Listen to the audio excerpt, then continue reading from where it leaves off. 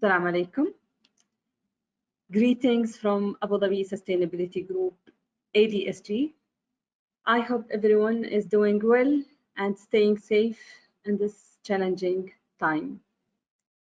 My name is Huda Al-Hawqani, Director of ADSG.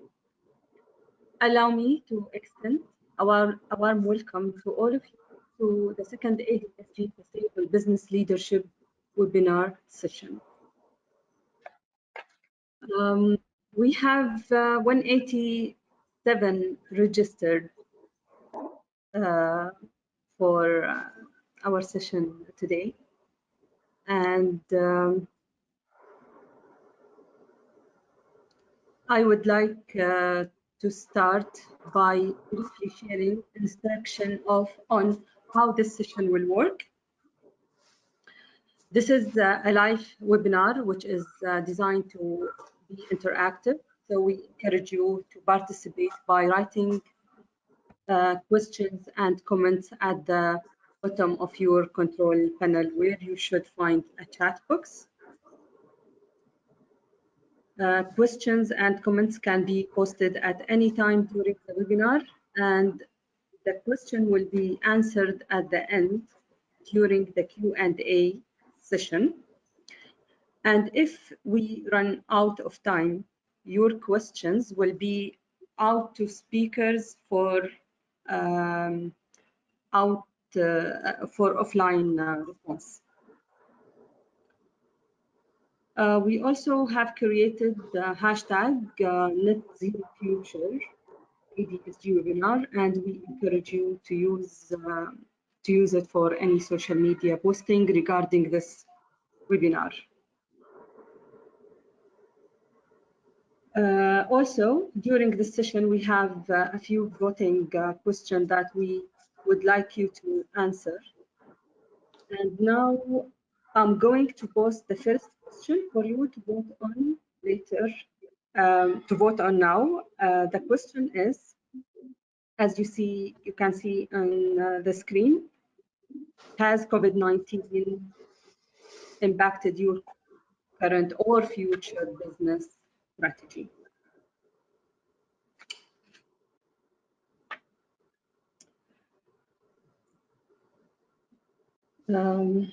Please go ahead and answer. Yes, not sure, or no.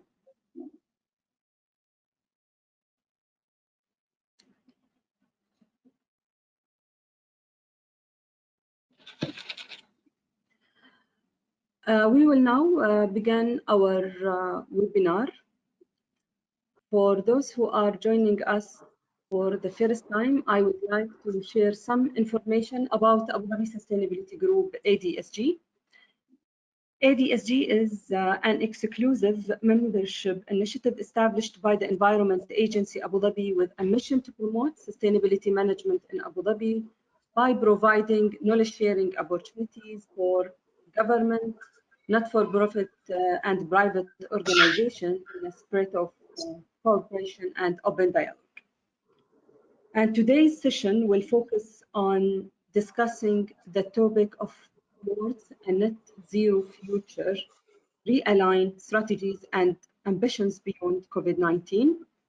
This is relevant and crucial topic for us, and we would like to encourage more conversation, thinking, and dialogue around this subject today. We will also tackle now how companies can avoid the worst climate impact and meet the 2050 net zero emissions horizon. It is estimated that global greenhouse gas GHG emissions will need to drop by half in the next 10 years. The UAE will aim to achieve a target of 50% clean energy in its total energy mix by 2050, generated from renewable and nuclear power sources. This will be more than double the existing target of 24% by 2021, as reflected in the country first nationally determined contributions NDCs. And one of the first steps to meeting the 50% target in UAE is a commitment to building a 2 gigawatt solar project that will outperform the existing 1 gigawatt Noor Abu Dhabi, the largest single-site solar power plant in the world. And moving on our agenda for today's session includes presentation from our expert panel of speakers, which will be followed by a moderated panel discussion and Q&A session at the end to address your concerns and questions. I'm honored to have an excellent panel of speakers who will guide us through their expertise and knowledge.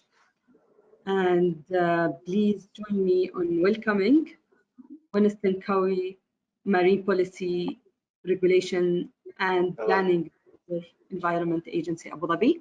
Hi, Winston. Hello, check back on. Zain, thank you, Winston. And Rory McCarthy, Chief Commercial Officer of Yellow Door Energy. Welcome, Rory. Shukran, assalamu alaikum. Alaikum salam. And unfortunately, our third speaker will not be able to join us today as an urgent commitment. And our panel moderator, Derek Gladden, Acting Director, Environmental Research and Innovation, Environment Agency, Abu Dhabi. Good morning. I'm handing over to you now, Derek. Okay. And welcome everyone to today's webinar session. Great, thank you very much. Let me just share my screen here, and hopefully you're seeing the screen now. So thank you, everyone. Well, thank you, first of all, to the organizers for giving me the privilege of moderating today's Abu Dhabi Sustainability Group webinar. It's great to be here, and it's great to see so many people, 97 attendees. That's a fantastic number. So the COVID-19 pandemic has triggered change on a global scale, which is unprecedented in many decades, perhaps centuries. It has brought sharp focus on our consumption and travel habits, on global supply chains and logistics. It has brought the competing forces between social, economic and environmental factors into sharp focus.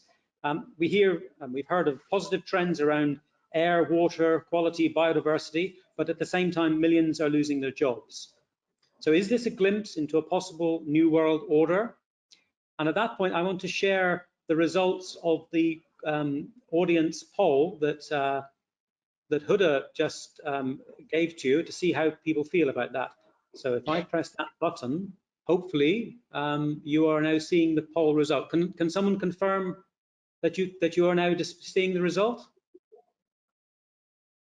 Yes, Derek. Very good. Yes. So there you can see the answer is no. Overwhelming 85% of people are saying yes, it has. Interesting. So now we move on to our presentations and our speakers.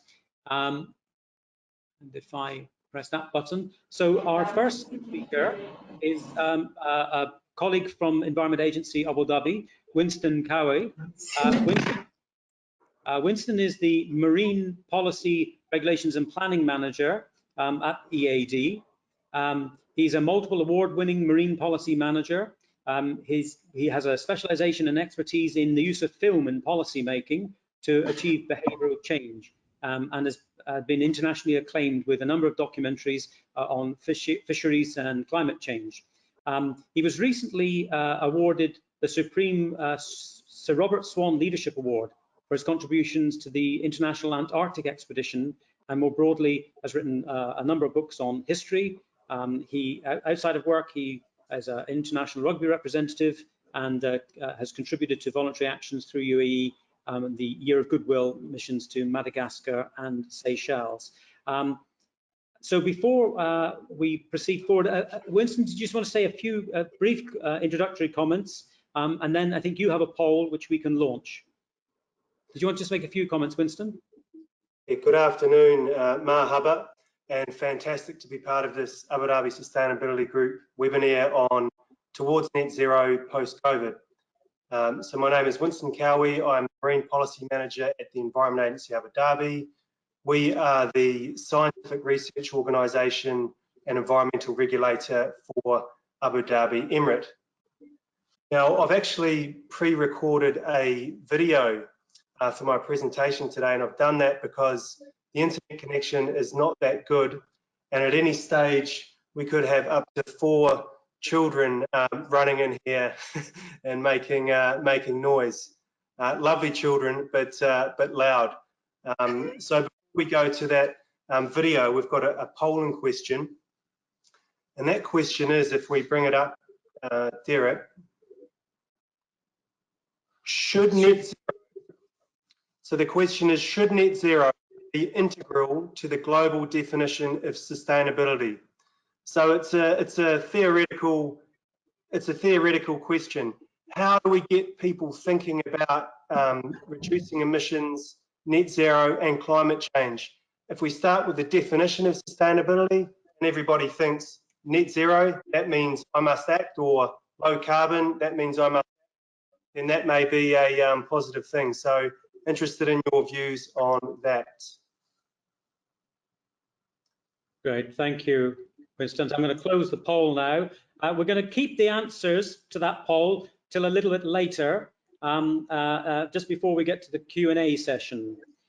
So the question that we put to Winston, for which he has diligently compiled a video response, the question was, how do the insights around globalization, consumption, production, and emissions that the pandemic has brought into focus change how companies, institutions, and government achieve net zero? So if you just bear with me a second now, I hope that I can play Winston's video answer. Here we go. Good afternoon, Marhaba. Fantastic to be part of this Abu Dhabi Sustainability Group webinar for the Middle East region, talking about Towards Net Zero Post-Coronavirus. My name is Winston Cowie, the Marine Policy Manager at the Environment Agency Abu Dhabi.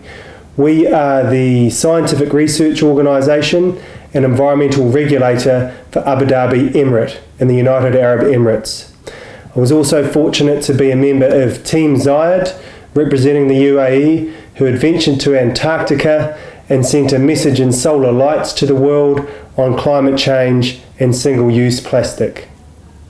Looking at the marine area that our organisation manages, we have 48,000 square kilometres of marine area. This includes 2,000 kilometres of coastline, over 200 islands, critical habitats like coral, seagrass and mangroves, indicator species like turtles and dugong, industries like oil and gas and shipping, and a traditionally important fisheries sector.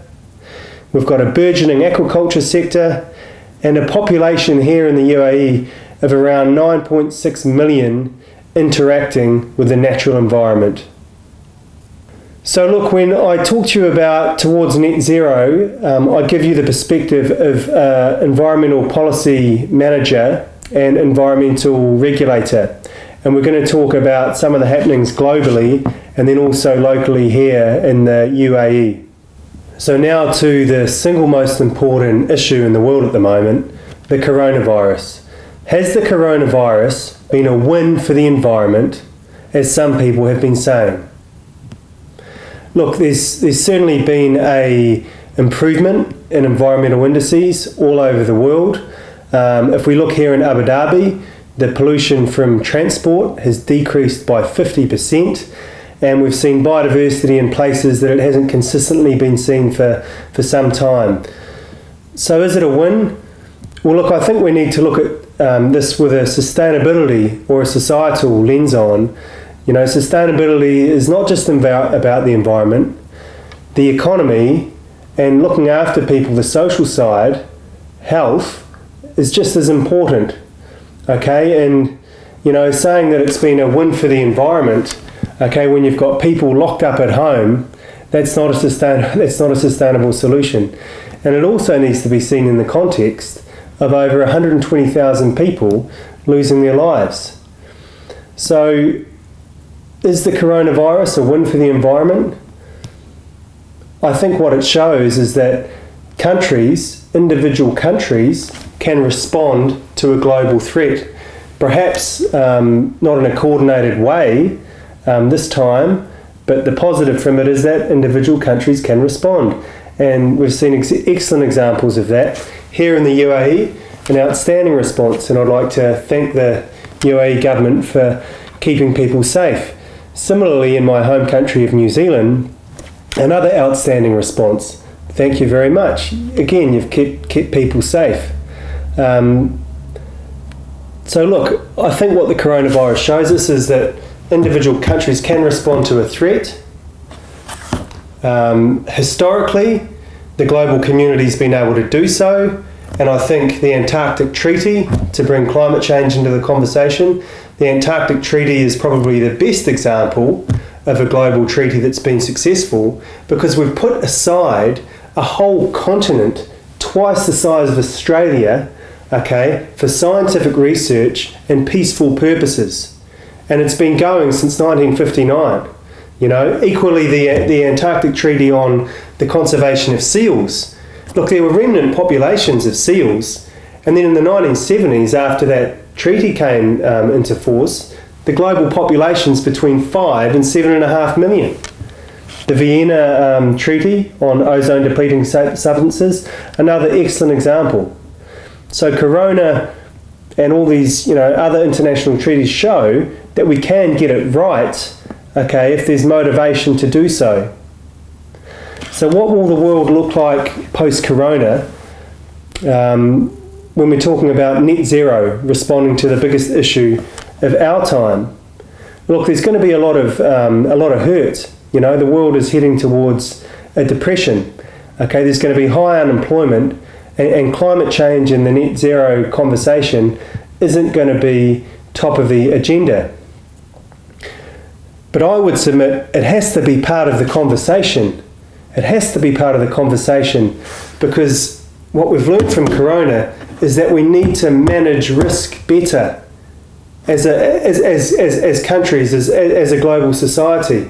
Okay, so if we go to the World Economic Forum and look at their risk analysis, if you look over the last 10 years, okay, climate change in January 2020, or let me put this differently, not responding to climate change as a threat, okay, was the single biggest risk perceived to global society in terms of likelihood of happening, okay, and impact. Okay, before Corona, climate change and not responding was top of the list. And in the next few years, if we look at this risk analysis, I'm sure it'll be bumped down, to maybe 3 or 4, but it'll come back up again. Okay, it'll always come back up again. And as the top of the UN has said, we have 11 years until we reach the point of no return in terms of global emissions. So as we rebuild society, okay, post-Corona, towards net zero has to be part of the conversation, because moving forward, net zero will probably form part of the sustainability definition. So in terms of net zero, as we rebuild post-Corona, if you're a country, if you're a business, if you're a community member or a family, we need to be thinking about our carbon emissions and reducing them. We need to be having that, that conversation, because I can see a world in maybe 30 to 40 years' time where certainly businesses and entities will have their own carbon budgets, and maybe even families and individuals soon. It will become embedded, this concept of zero carbon, in society. And look, we've already seen the impacts of not acting. The last couple of years has been ridiculous. It's been like scorched earth. We've seen massive cyclones, we've seen floods, We've seen the wildfires in Australia. We've seen the Great Barrier Reef, bleached, a global bleaching event. And that's happened here in Abu Dhabi too, In the Arabian Gulf, of which Abu Dhabi forms a part, there was a mortality of 75% of the coral species here. That's here in the hottest sea in the world, a climate change laboratory. So the impacts are happening here and now, and they're big. These are risks we have to manage.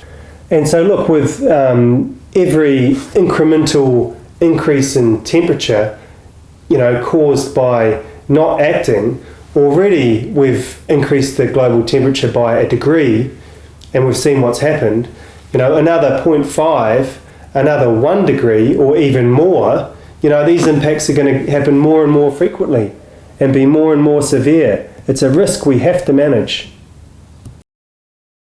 Great, thank you, Winston. I'm wondering now, just 1 second, I'm going to go back to the screen. If I could ask members of the audience, trying to go on to mute, because we're hearing a lot of background noise there. Great, thank you. So thank you very much, Winston, for that very thought-provoking, very insightful video. A lot of issues there that we can follow up on. I did get, I received some feedback that a number of you in the audience were having difficulty, some of you at least were having difficulty hearing the video. Our apologies for that. I think it's linked to bandwidth on the internet for some of you. Not to worry, because the webinar is being recorded, and these videos will be edited into the final recording, so you will get to be able to see the video responses in their full original quality. So now we're going to go to our next speaker. I just want to, bear with me, please. I want to make sure 100%. Yeah, so we're going to go to our second speaker, who is Rory McCarthy.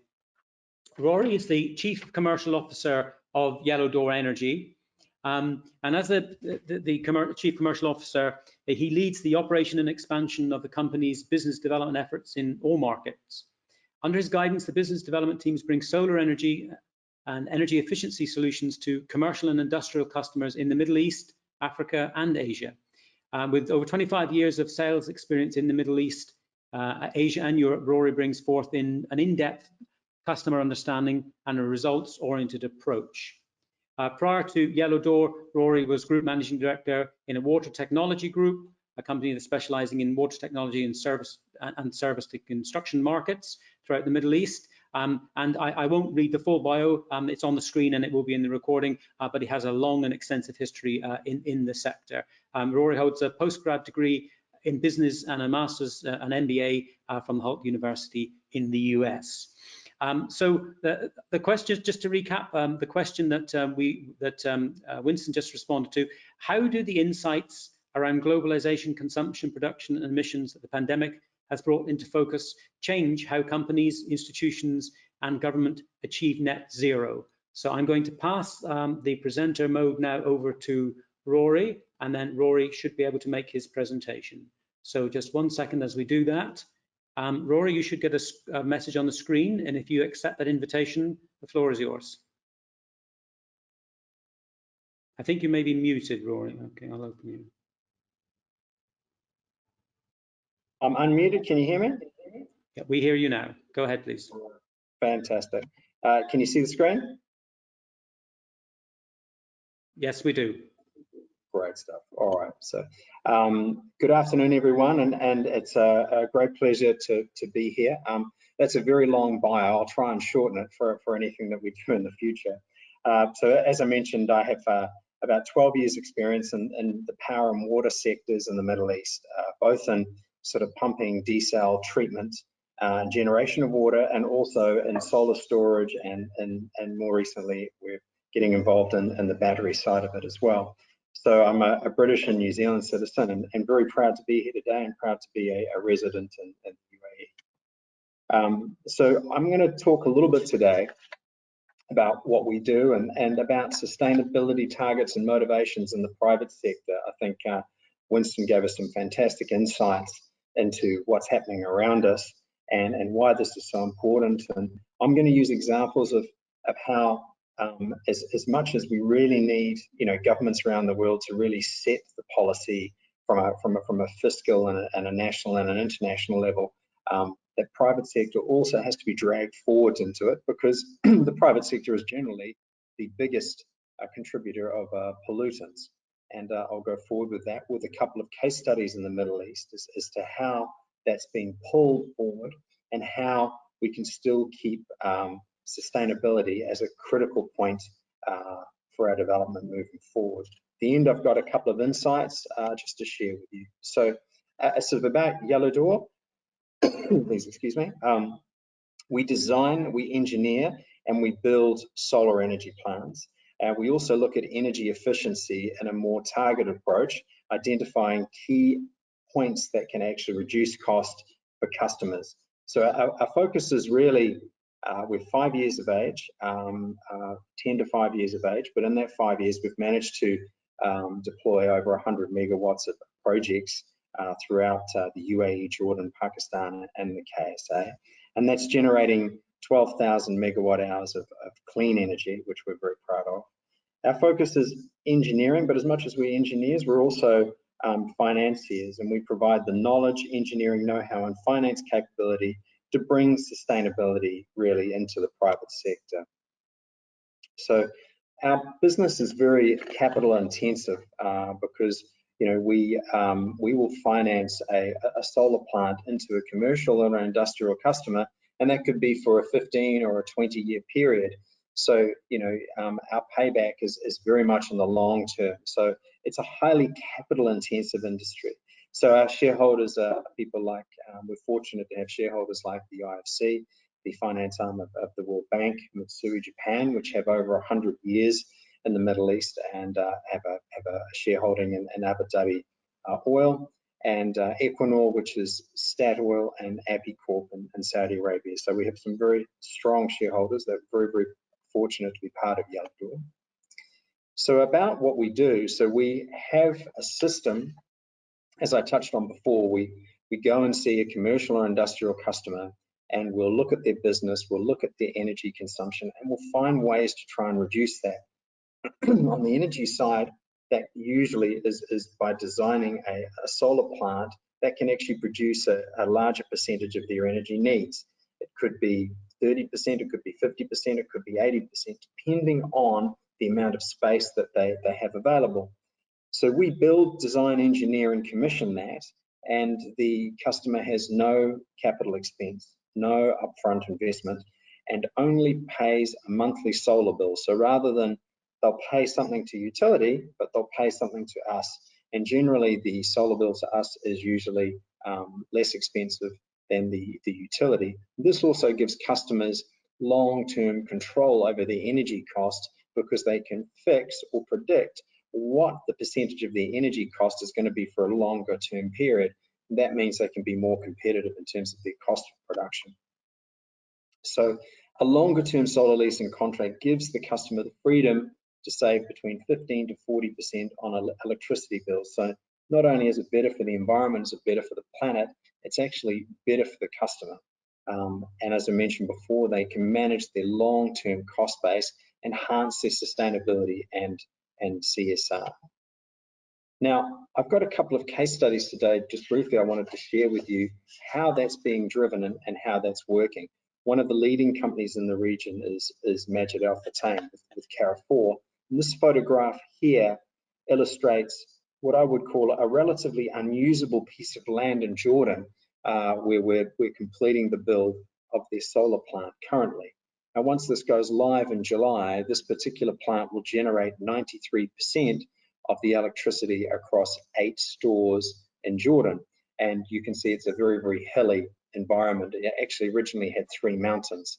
And yeah, it took a lot of work to actually flatten it and put it into an area of land that we could build a solar plant on. So Carrefour really lead in terms of their position forward. They're obviously a very high turnover business in 2019 with 35.2 billion revenues forecast. That's what they achieved. And in 1995, they launched their first city centre store in Dera. So they have expanded dramatically, now having 300 stores throughout the Middle East. So they have a very, very strong sustainability policy, which is communicated through every store, through every management team, through their central organization. They lead in terms of their heating initiatives, cooling initiatives, solar energy initiatives, and recycling on water. So they are really, really focused on rethinking their resources, and they want to be, net positive carbon and water by 2040. So, Majid Al Futtaim is a large regional multinational, locally based, that is really what I would call world class in terms of what it's actually leading by comparison to many other international companies across the world. So in terms of rethinking, resources, they've managed to achieve 7% in water usage, 4% in carbon emissions, and increasing 32% in terms of recycling. They also have a real focus on making sure that every store has availability for electric cars. And they're also focusing on the war on plastic by making sure there's free reusable water bottles distributed to all staff. And they're also looking at elements like making solar powered drinking water available and other elements in store that can add value to this. So it's worth actually having a look at MAF's sustainability policy and report. They're really much ahead. So MAF signed an agreement with us to build 17 megawatts worth of plant, and we're delivering 29,000 of megawatt hours per year. And this was a reduction of their energy costs by nearly 50%. So the second case study I wanted to talk to you about is a company called Classic Fashion. And these guys operate very much under the radar, and they have a 5.5 megawatt plant with us in Jordan in a free zone. Now, they're largely an expatriate manufacturer where they supply to some of the largest brands in terms of fast fashion: Walmart, Adidas, Armani, Under Armour. They turned over 600 million in 2019, and they're only 17 years old as a company, 30,000 employees and over 20 factories. So their motivation was purely for two reasons. One is they wanted to follow the UN Sustainable Development Goals and Jordan's vision of 2050, but they also wanted to save money. That was really a major motivation. They had no quantifiable renewable energy targets. However, they're very, very focused on their empowerment of women programs in the local area. But they're very, very committed to their largest suppliers. And I'm going to touch on these three that basically are dragging a lot of companies forward. This is what I call the pull method, where the private sector can really drag companies forward, start thinking more sustainable about the way they do things. So Walmart has a project called the Gigaton, which is an initiative to avoid 1 billion metric tons of greenhouse gases from their global value chain by 2030. So each supplier goes through a grading process and gets credits for the sustainability initiatives that they actually have. Now that can obviously help that supplier contribute as a long-term customer for Walmart to buy. So it's quite important, and they enforce that quite critically. Adidas is also doing another initiative as well, and this again is being pushed down to companies like Classic Fashion that manufacture on their behalf, working to make sure they continuously reduce their environmental footprint. And this is measured annually, year on year.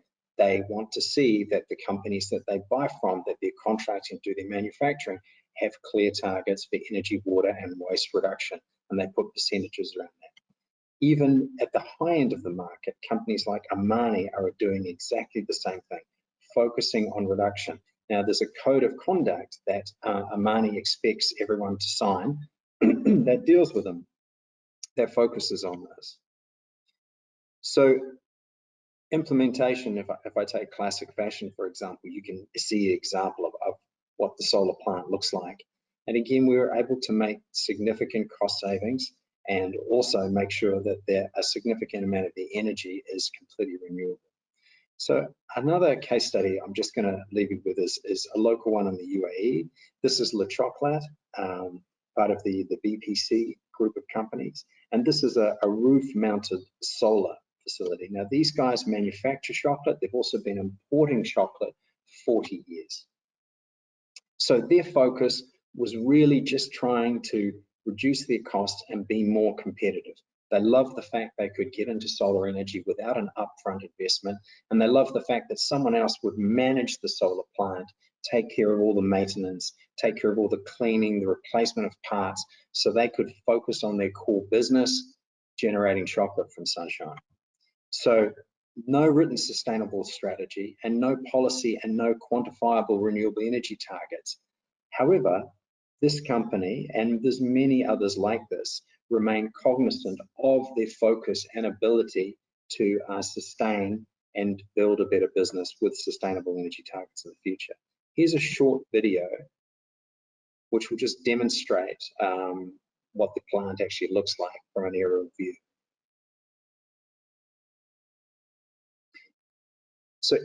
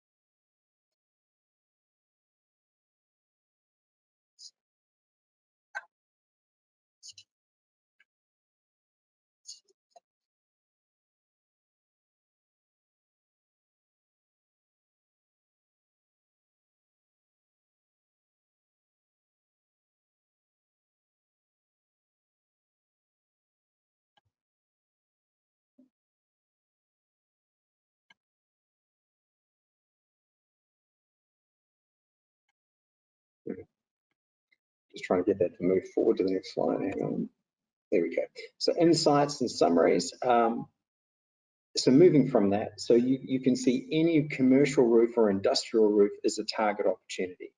Business need to manage the cash flows and reduce overheads coming out of COVID. This is going to be true like never before.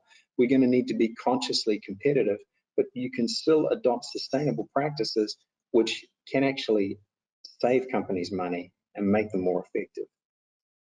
I believe that reducing energy and water consumption is an essential part of building a competitive offering. I'm sure that any CEO or managing director would probably agree with that as a statement. And with technology advancements, it's good for business. And so therefore a focus on net carbon reduction, maybe a net zero policy may be difficult with the current environment, but certainly reductions are absolutely achievable, and we need to be pushing as hard as we can. Different companies and multinationals, for example, like ADSG, like Armani, like Walmart, set the strategy, but then large local companies like Majid Al Futtaim's have different motivations or reasons for setting their own sustainability targets. But the multinationals have the ability to pull local companies like in Jordan, like in China, all over the world into following sustainability goals. And this is why I think it will become global quite quickly. So availability of resources when looking at sustainable options in the private sector vary. So the best thing is to choose something that works with your company's budget and messaging that resonates with your customers and your staff, your supply chain. Your stakeholders need to buy into it, that it's a great idea. Pick one thing first, start with one small pilot project, and then build other initiatives in stages. Maybe you'll start with water recycling. Maybe then you'll start to look at solar energy. Maybe then you'll start to look at assisted cooling. Maybe then you'll start to look at heat efficiencies. Maybe then you look at insulation. Do your research and look at the pain points of consumption, or just start with a basic energy audit and say, hey, where can I improve what I do? How can I lower my emissions? How can I lower my costs? Sustainability is a journey. It's not a destination. It's a step by step of the many small steps. And the key is, again, as I said before, getting that buy-in from all stakeholders concerned. I'd like to say Happy Earth Day, and of course, coming up Ramadan, starting in 2 days, Ramadan Kareem. Thank you very much, everyone. Thank you for that presentation, Rory. It's fantastic to see the really quite transformative work that Yellow Door is doing with respect to particularly the energy with some major corporates there, and some really sage advice at the end coming from your very significant experience. I think there is a poll question that you had, Rory. I'm going to launch that poll. Whilst I think you still have the mic, perhaps you just want to talk us through the question. So I'm launching it now. Hopefully folks can see it. And Rory, if you just wanted to just discuss this poll very quickly. Sure. So my question is, what can governments do to ensure that sustainability becomes a habit? What can government policy do to drive the private sector to change? So we'll give that a few seconds. Just give us your answers, please. And again, we will review the poll results just before we get into the Q&A session. So I'm going to close the poll now. I'll give you 5 seconds to go because we have to move on. I'm very much conscious of time here. So we're closing the poll now. And then I'm going to take control of the session back. Just 1 second, please, everyone. Just bear with me.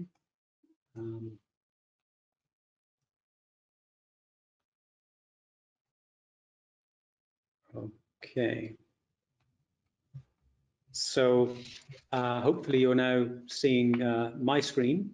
Rory's bio is still on the screen. So now we're going to move to the next part of the program, which is a moderated panel discussion. I am conscious of time, and we need to leave a little bit of time for questions and answers from the audience. We have a few questions coming in, so we're going to move on at a pace, if you don't mind. So we're going to go back to Rory now. The question, Rory, I have a question, but before I get to the question, perhaps you could just remind me whether this is just something you will speak to, or I think there is no presentation for the next part, or is there? Do you have another PowerPoint? I forgot. No, there's no presentation. No. Right. Very good. Okay. So the question then, so we'll just leave the screen as it stands now. The question is, where have we got to with net zero targets? And from your sector's perspective, how do you see the pandemic impacting indicator performance? And if you could just perhaps give us an answer in just 3-4 minutes. Yeah. Okay. Look, it's an interesting question, because I think the first thing out of COVID, we'll be seeing that companies don't necessarily have any money. That would be one of the things that will come out. And the first focus, is I think Winston touched on it before, will be sort of other priorities, keeping their employees safe and making sure they can still function as a business. Now that will mean non-essential spend will be put aside, and any unnecessary capital expenditure won't be considered. So, which means you need innovative technology that can self-justify the spend on sustainable initiatives. So that can be in cooling, that can be in heating, that can be recycling water, that can be in generation of water, that can be in generation of power. There's such a number of things that can be looked at. But I think that is critical. Innovative technology is critical, and the ability to finance that technology for the private sector and even the public sector to make sure there's a payback over time that's justified out of the savings it will generate. I think that's going to be more important now than ever for us to get towards our sustainability goals.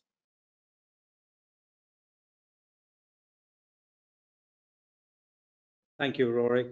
I'm going to move on very quickly, if folks will forgive the terseness here, because we're running out of time. So I'm going to go now to the same question, and Winston has prepared a video response to this. So we're going to watch that video now. The question is, where have we got to with net zero targets? And from your sector's perspective, so this is government perspective, how do you see the pandemic impacting indicator performance? So now we're going to play the video. So it's time to act, but how? Let's look internationally, firstly at the country level, to see some examples of this. So the Paris Agreement okay, came into force, and 197 countries signed that. And already countries have made it legally binding to reduce emissions to net zero by 2050. New Zealand, I'm pleased to say, the UK, France, Germany, Costa Rica, Sweden, in these countries, it is legally binding to achieve net zero. It is a law that that country and the people within that country must abide by and seek to achieve. So let's look at New Zealand as a country plan for getting towards net zero, because as of last year, it is a legally binding objective of the country to achieve net zero. And as the outstanding Prime Minister Jacinda Ardern said, we want to be on the right side of history. And New Zealand certainly is on the net zero issue. So, New Zealand has two objectives, okay, when it comes to net zero. One is reducing all emissions apart from methane to zero, and for methane, which is predominantly formed by the agricultural sector, yes, New Zealand does have a lot of cows and sheep, more than people, 10 million sheep and 28 million cows. I think that's right. I did Google it. No, 10 million cows and 28 million sheep. So New Zealand wants to reduce the emissions from this sector from between 23 and 47%. So that's the big chunk you can see here on this emissions graph. Is it achievable? Well, look, New Zealand's well on its way because most of its energy comes from renewables. 81% comes from either hydro or wind, mostly hydro. So if you look at some of these other emitting sectors, road transport as an example, 18% of emissions.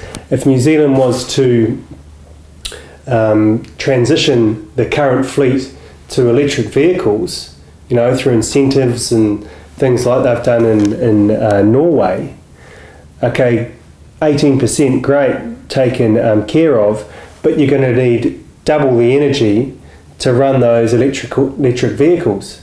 And that has to come from renewable sources, which New Zealand has at the moment, water being a prime example.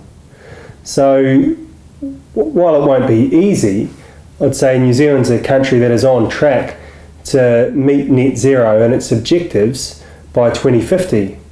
In terms of the methane, the agriculture, there's a whole lot of research and development going into changing the grasses that the livestock feed on to reduce the amount of nitrogen that comes out of, you know, of these beasts. And based on, you know, those sorts of initiatives, that's where they think they can get the savings in emissions. So if we go to the UAE now, the UAE is a leader in climate change. We were the first country in the GCC region to sign the Paris Agreement, and we've renamed our federal ministry the Ministry of Climate Change and Environment, and also sent ambassadors to the likes of Antarctica, of which I can attest. So look, the conversation in the UAE post-corona is not about net zero. Okay, that's not the conversation. The UAE is a non-Annex 1 party to the Paris Agreement. So what the UAE has done is voluntarily given intended nationally determined contributions, okay, to mitigate climate change. As an example, in the energy industry, the energy mix by 2021 is going to be 27% renewables and clean energy, and that's solar and nuclear. And by 2050, it's going to be 50%.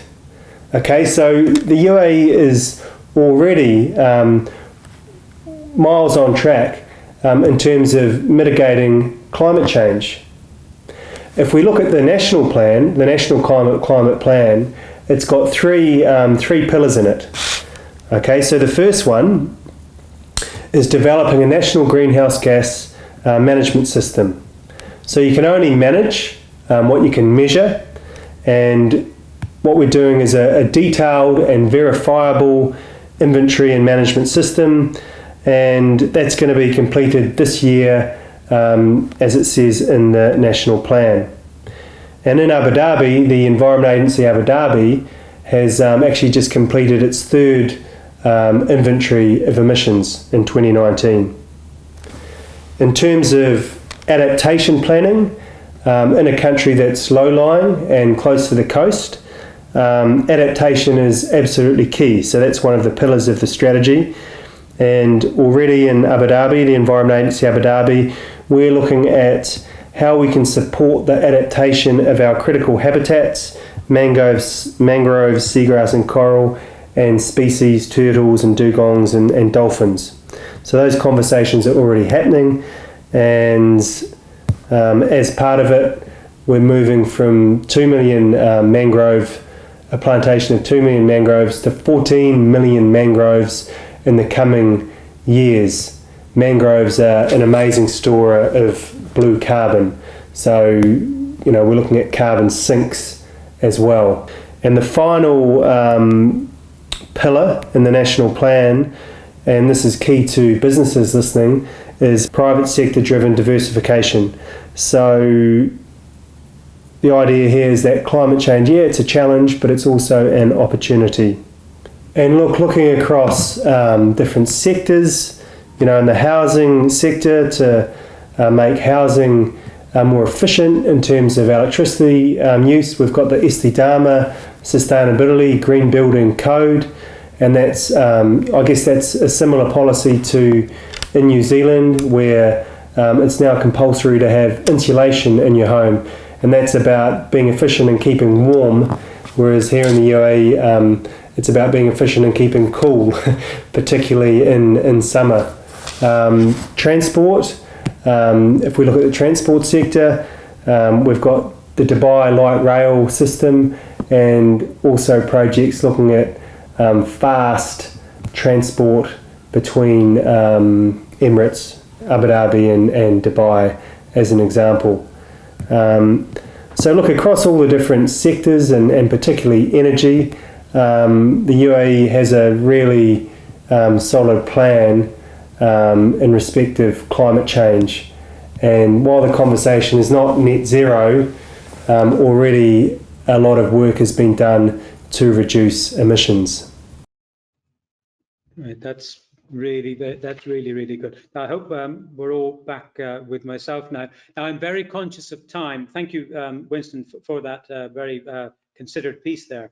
I'm very conscious of time, and we do need to put some questions to the speakers from the floor. So what I'm going to do, we have another question, and I'm going to put the final question to Rory alone at this point.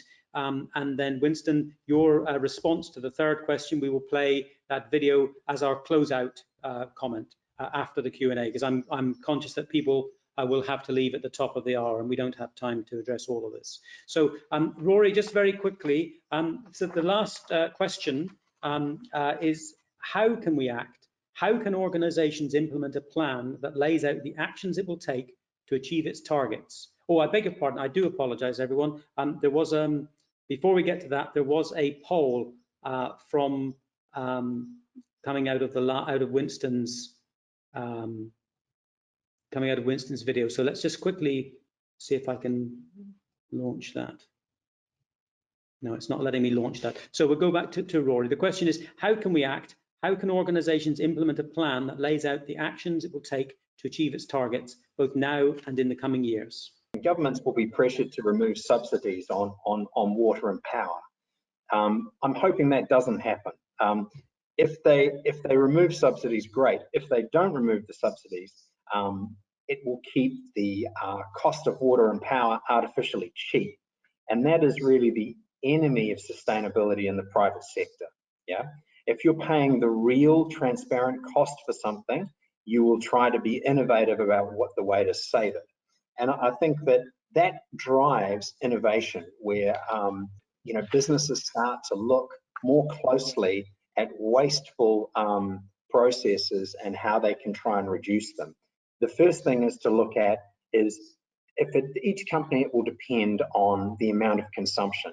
So if your consumption as a company is a percentage of your total overhead is say 15% is energy and water, you can see that it's a critical concern.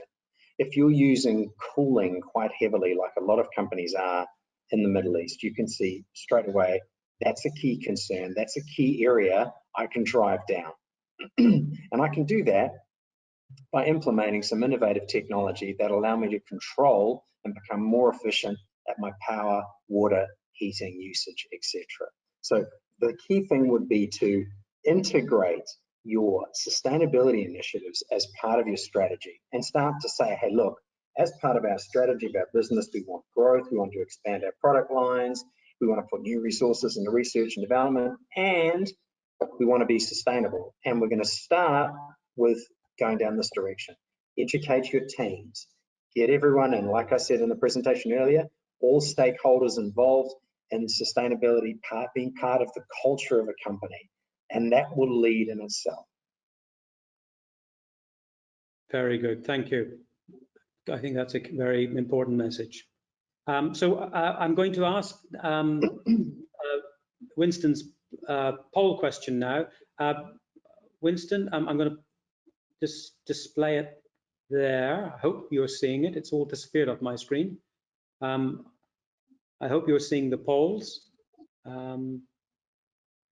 Yes, I think you must be. I'm getting answers coming in now. Winston, just whilst people are answering there, do you want to say anything about the poll? Just give us a few seconds there. Yeah, sure. So what would make you change your behaviour every day? I mean, this is a Abu Dhabi Sustainability Group network, so I imagine everyone's very environmentally minded and sustainably conscious. But you know, questions: do you live those values? Do you use a reusable coffee cup? Do you say no to plastic bags? Do you live those environmental values the whole way through? And the question here is, if not, which one of these things would make you act? It might be a combination, or it might be one, or you might not act until it's made compulsory for you to. So interested in your insights. Thank you, thank you. Okay, so I'm going to close that poll now, and we are really rapidly running out of time now. So what I'm going to do now is I'm going to transfer over and share the results of the 3 polls that we've had today. So the first question was from first poll was from Winston, and it concerned the definition of net zero. Where is here? It is. Yeah. So I'm sharing the results of the first poll now. I hope you're seeing it. It disappears off my screen when I share. So we're seeing an overwhelming 83% of people believe that net zero should form part of the definition of sustainability, which is very interesting.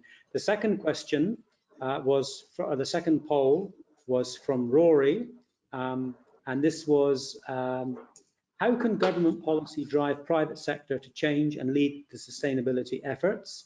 And the results of this poll are interesting. So again, nearly 60% of people are saying all the above, within that focus a priority on removal of subsidies, followed closely by taxing higher consumption, and a much lower, relatively speaking, people supporting an increased cost of energy and water. And then the final poll, the one that we just heard just now, was from Winston. And what changes would you make at the individual level? And the results of that, again, as Winston said, we're preaching to the choir here a little bit in the sustainability group. Most folks going for all of the measures indicated. Strongest is regular posts with tips on, so guidance, followed by regulation, followed by access to a voluntary climate change calculator. Interesting. So with that, we will close the the polls. Now, I hope that the organisers will allow us just to run over just very slightly. I know that people have busy schedules and will need to go on, but we've had a few questions from the audience here, and if we don't have time to address them all, I'm afraid. So I will just pick a few at random and just put them to the panelists. So we have a question here which is addressed to Rory from Mohammed Saeed. Rory, the question is, do the recent events in the oil price war and the crash that has occurred yesterday have negative impact on solar? Good question. Look, I think previously, if you look at the escalation of oil prices in 2014, 2015, you saw that fueled a massive investment in alternative fuel in terms of electric and hydrogen research, development, production, which I think has already gone so far forward, it's difficult to come back from. If you look at EVs, if you look at the commitment in terms of billions of dollars that Mercedes and BMW and Toyota have put into EVs, that's gone so far forward, it would be difficult to come back off track and really go into, back to gas consumption. I don't think that will affect it. I think that the price of oil, depending on a lot of developing nations that basically use dirty power, I think that will mean that their power is cheaper to generate. Does that mean that they will reduce the price of power? Not necessarily. So I'm not sure if the benefit, and you've got to remember as well, oil, even though it's the lowest price since oil's been traded, and futures have been traded since 1983, I don't actually think that oil's going to stay where it is at $4 a barrel. I think it's going to bounce very quickly. And I think over the next year to 18 months, it will come back up. But I don't actually see it impacting because I think the train has already left the station. That makes sense. Very good, yeah. And then one more question. I'm afraid we only have time for one more question. This is coming from, and forgive me if I don't pronounce the name correctly, Virindenia. The question is, do you think that this current situation could help to adopt a circular economy? And there is a similar question from down here, Mohammed Al Kayoub. So basically two folks asking the same question. Winston, do you think this current situation can help increase the adaptation of the circular economy?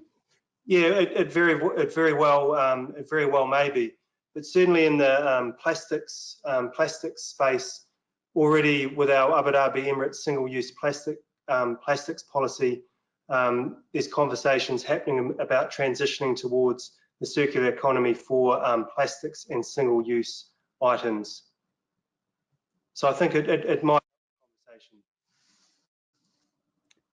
Okay, thank you. Now we've reached 5 minutes past the hour, so we're overshot. I think I'm going to pass back now to Huda, the director of the Abu Dhabi Sustainability Group, for some closing remarks. But after that, we do have Winston's response to the earlier question that we will play as a closeout video. So Huda, I'm going to open your mic now. Huda, if you just wanted to make some closing comments, your mic is open. Yeah, thank you, Derek, for a great moderation, and also Winston and Rory for your presentation and insights toward a net zero future within the evolving situation of COVID-19. I just want to close with by mentioning that in UAE there is different strategies and visions published to accelerate the sustainable development agendas, and sectors will embark through a series of changes and investments to achieve the goals set. Although the strategies may differ from sectors to sector, they will have similar sustainable use of resources, economy and energy diversification, water conservation and reduction of food waste. So On behalf of Abu Dhabi Sustainability Group, we'd like to send our gratitude and thanks to all of you and our attendees also. And we hope that you found this session fruitful and with added value to your business. And I would like to share again that the recording of this webinar will be uploaded on ADSG account on YouTube. And also we value your feedback and we hope you can take a minute to answer the survey which will launched once we end this webinar.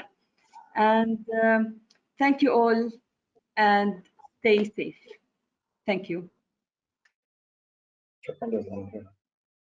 Thank you, everyone. And just for those who can spare a few minutes more, we will now show the video from Winston. Just bear with us a few seconds. It's worth watching. There's a very interesting closing part to this video. So, I guess finally, how can we take steps to get to net zero people anywhere?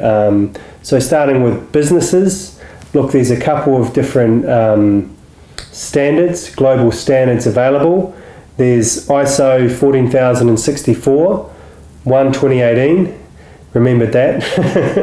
So check out that standard. It's a global standard for reducing emissions. And there's also the GHG protocol, okay, that a lot of different companies, particularly multilaterals or multinationals, use. So that's the GHG protocol. And between those two documents, it'll give you a really, really good steer on how you can reduce your emissions, what your current inventory is, and setting objectives to reduce those. For universities, at the Environment Agency, we've got the Sustainable Campus Initiative, so I encourage you to sign up to that. And schools, the award-winning Sustainable Schools program, looking at schools being more environmentally focused. So look, there we are. We've covered a fair bit of ground. There's lots of different resources and literature out there, and I encourage you to look at those accounting protocols and carbon footprint calculators. And look, if you're looking for a bit of inspiration and an easy watch, I'd encourage you to watch our Environment Agency Abu Dhabi documentary, Zaid's Antarctic Lights, about our adventure there. And in it you'll see our message to the world in solar lights about climate change, and hopefully that'll inspire you to look further into it and make it an integral part of your life or business. And I'm going to play that message for you now. And as we're doing this moment, Team Zayed from Abu Dhabi actually firing this up. It was their idea to bring this, to light this up and take home a very strong message home. Great job.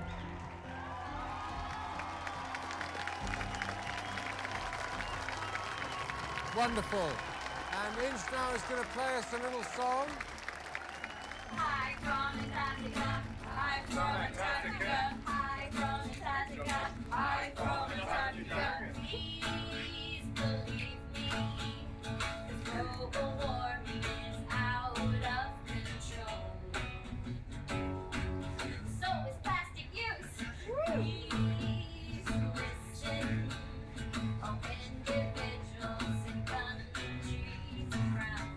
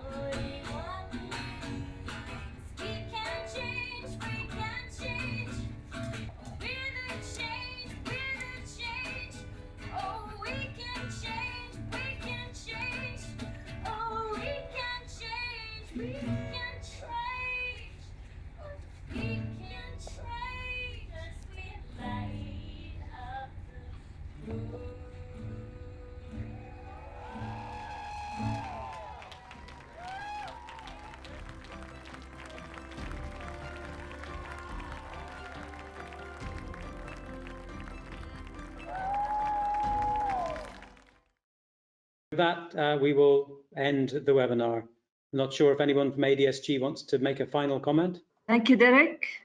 Thank you, Winston and Rory, and everyone again.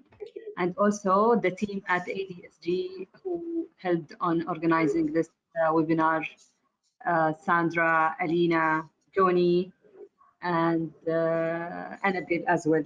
Thank you, everyone.